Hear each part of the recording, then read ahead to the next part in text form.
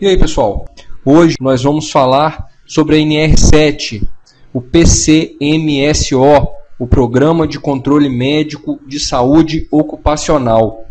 Nessa nossa videoaula, lógico, eu não vou tratar sobre tudo que a norma diz. Eu vou estar falando rapidamente, sobre aqueles tópicos que eu considero mais importantes a respeito da NR7. Então, nesse nosso encontro, eu vou abordar o PCMSO como um todo, os ASOs, os atestados de saúde ocupacional, os exames complementares e o relatório anual. Para começar, vamos falar sobre o primeiro item da norma. Ela estabelece a obrigatoriedade de elaboração e implementação por parte de todos os empregadores e instituições que admitam trabalhadores como empregados. A obrigatoriedade da elaboração por parte de todos os empregadores do PCMSO, com o objetivo de promoção e preservação da saúde dos trabalhadores. Ok, gente? O item 712, essa NR estabelece os parâmetros mínimos e diretrizes gerais a serem observados na execução do PCMSO. Como toda norma, a NR7 diz a parte mínima. Se o médico responsável pelo programa quiser ir além, lógico, é até preferível. O PCMSO deverá ter caráter de prevenção, rastreamento e diagnóstico precoce dos agravos à saúde relacionados ao trabalho. Gente, caráter de prevenção. Se você pega um PCMSO que não traz determinada função que é encontrado naquele estabelecimento, o PCMSO deixa de ter esse caráter prevencionista. Então a norma traz isso, não vou relatar aqui, só vou comentar. A norma tem que ter todas as funções do estabelecimento e os riscos ao qual cada uma delas está exposto. Ok? Vamos em frente. 724, o PCMSO deverá ser planejado e implantado com base nos riscos à saúde dos trabalhadores, especialmente os identificados nas avaliações previstas nas demais NRs, principalmente a NR9, tá, gente? O PPRA, a gente ainda vai falar sobre ela, mas o PCMSO e o PPRA andam de mãos dadas, ok?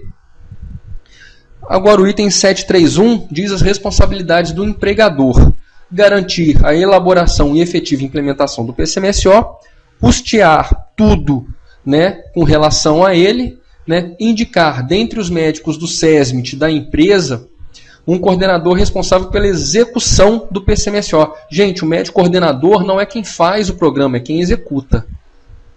Tá? E na linha D, se a empresa não precisar ter um médico no SESMIT, caberá ao empregador indicar qualquer médico do trabalho para coordenar o PCMSO. Compete ao médico coordenador realizar os exames médicos ou encarregá-los ao profissional familiarizado com os princípios da patologia ocupacional e suas causas, e garantir que os exames complementares sejam realizados por quem entende do assunto. O PCMSO deverá incluir a realização obrigatória dos exames médicos admissional, periódico, de retorno ao trabalho, mudança de função e o demissional. Esse item tem praticamente 50% da NR7. Tá? Vamos detalhar cada um deles.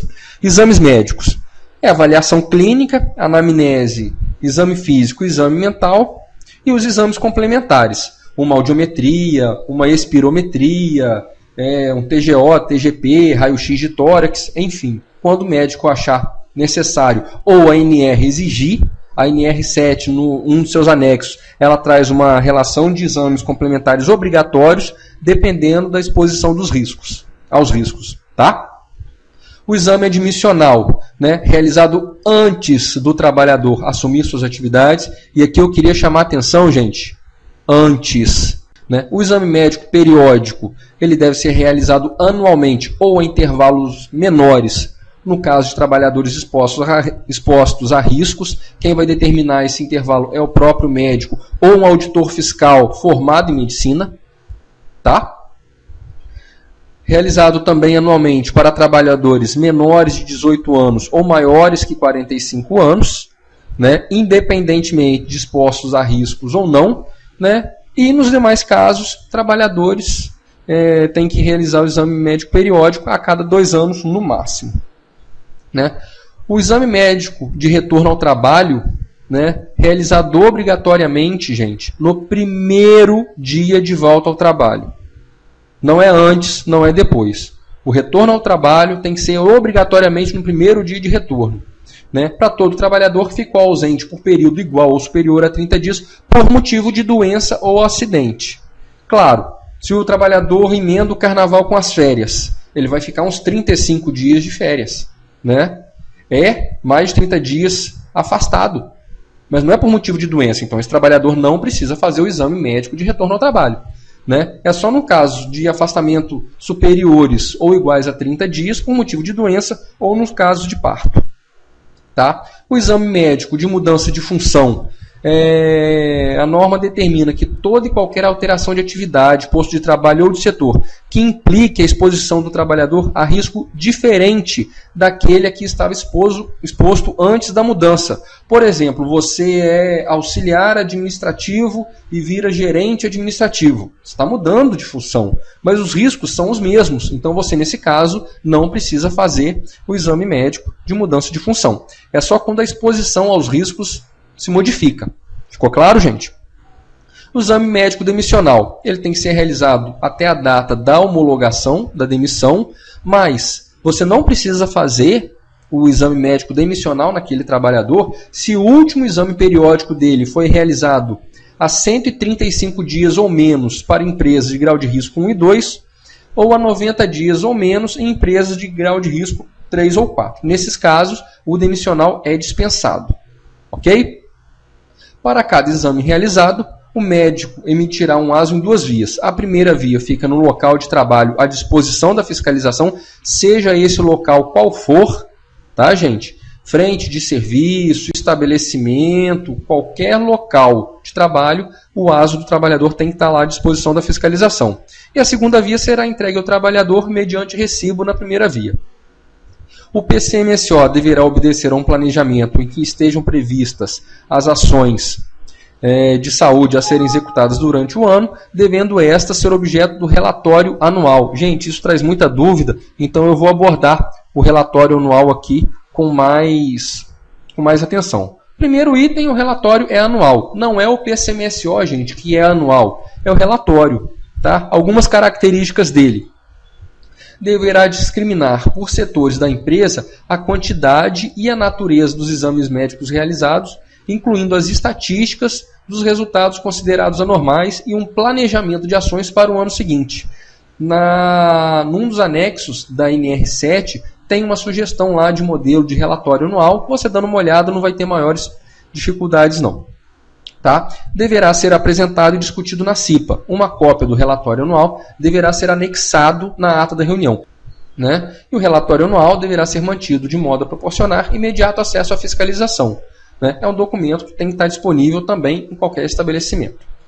Né? O item 748, sendo constatada a ocorrência ou agravamento de doenças profissionais ou sendo verificadas alterações que revelem qualquer tipo de disfunção de órgão ou sistema biológico, caberá ao médico coordenador solicitar à empresa a emissão da CAT. Né? Muita gente pergunta se a CAT está sob responsabilidade, sob fiscalização do Ministério do Trabalho ou não. Esse é um dos itens que eu considero que dão embasamento à fiscalização do trabalho, solicitar a determinadas CATs, por exemplo, as CATs emitidas nos últimos 36 meses, por exemplo. Tá? Vamos seguindo. Né? Todo estabelecimento deverá estar equipado com material necessário à prestação dos primeiros socorros, que deverá ser guardado em local adequado e sob os cuidados de pessoa treinada para esse fim. Gente, muito cuidado que primeiro socorro é primeiro socorro. Né? É uma gaze, uma atadura, uma tesoura, né? Qualquer coisa para ingestão eu não aconselho. Né? Você não sabe se o trabalhador é alérgico, se aquilo vai baixar a pressão, vai subir a pressão. Né? Então é só os primeiros socorros mesmo, né? Para depois, aí sim, chamar a unidade de emergência, de urgência, né? Uma ambulância, nos casos mais graves. Ok? Gente, era isso. Muito obrigado pela paciência e pela atenção. Né? Um bom trabalho a todos, fiquem com Deus e até a próxima, se Deus quiser. Um grande abraço e tchau.